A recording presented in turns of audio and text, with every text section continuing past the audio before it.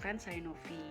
Hari ini di video kali ini saya akan mengulas sebuah topik yang menarik mengenai analisis komunikasi organisasi di suatu daerah Provinsi Nusa Tenggara Timur, tepatnya di Suku Boti, Kecamatan Kie, Kabupaten Timur Tengah Selatan.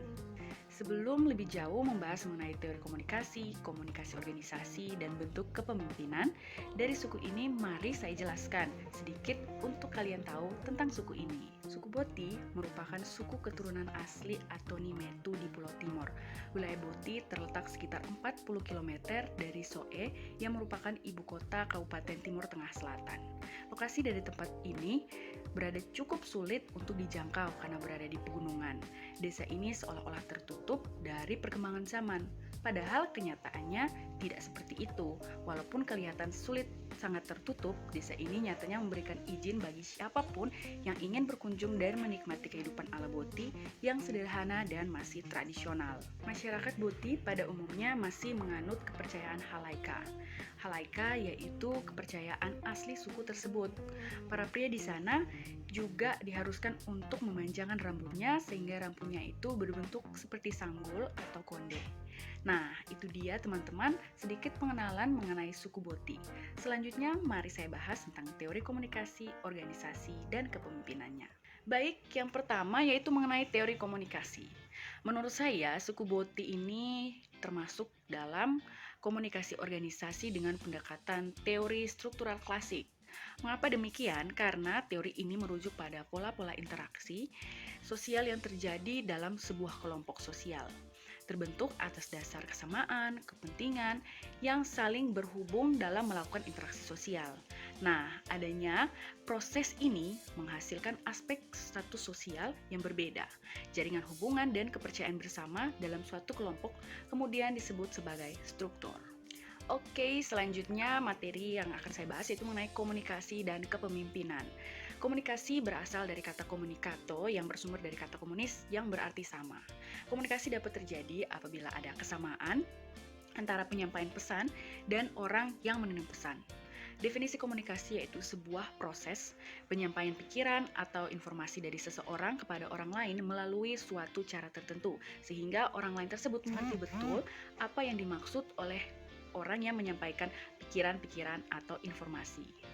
Masyarakat suku Boti hingga saat ini masih menggunakan bahasa Dawan atau bahasa daerah masyarakat Timor sebagai bahasa sehari-hari. Bahasa terkadang menjadi hambatan dalam proses komunikasi yang terjadi dalam komunikasi organisasi. Hal ini disebut sebagai hambatan kultural dan budaya yang mencakup bahasa, kepercayaan, dan keyakinan. Menurut saya, pola komunikasi yang terjadi dalam suku Boti ini ada dua model komunikasi, yaitu komunikasi linear dan model komunikasi transaksional. Yang pertama yaitu model komunikasi linear. Model komunikasi linear yaitu interaksi yang terjadi satu arah saja tanpa adanya timbal balik. Warga menyebutnya sebagai hari perhentian, di mana mereka hanya diperbolehkan untuk berkumpul atau dalam bahasa daerah yaitu neontokos, mendengarkan nasihat sang raja, dan warga dilarang untuk beraktivitas. Saat berkumpul, warga hanya diizinkan untuk mendengar petuah dari sang usif atau Raja Boti tersebut. Semua warga akan melakukan aktivitas ringan di dalam balai pertemuan Boti. Yang kedua yaitu model komunikasi transaksional. Model komunikasi transaksional yaitu model komunikasi yang berkesinambungan, artinya terjadi terus-menerus antara pengirim dan penerima pesan.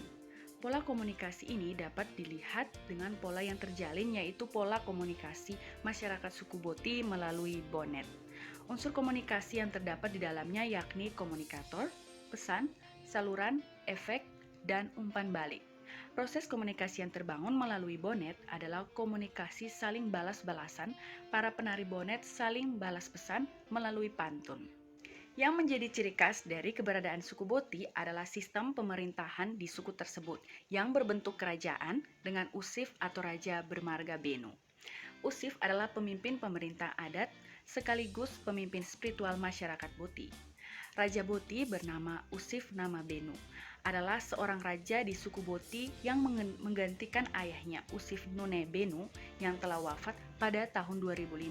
Struktur kepemimpinannya adalah melalui garis turunan dari seorang raja. Oke teman-teman, itu adalah penjelasan dari saya mengenai analisis komunikasi organisasi di suku Boti tentang bagaimana proses komunikasi dan kepemimpinan serta teori komunikasi yang setidaknya bisa menjawab permasalahan. Semoga video ini dapat bermanfaat dan menambah wawasan teman-teman semua. Terima kasih.